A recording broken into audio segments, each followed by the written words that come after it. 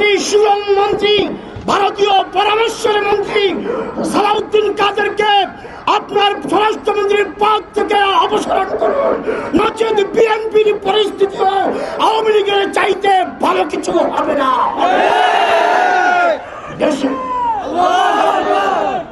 আপনাদের ইলিয়াস আলী সহ কয়েক হাজার লোককে আওয়ামী লীগ গুম করেছে, এরপরেও আপনারা গুম বাতিল করেন। আপনাদের মতলব খারাপ। দেশের মানুষ আওয়ামী লীগের মতো জালেম গুম খুনিকে যেমন তাড়িয়ে দিল্লি ট্রান্সফার করেছে, মনে রাখবেন আপনাদের জায়গা দিল্লি হবে না, আপনাদের জায়গা হবে বঙ্গোপসাগর।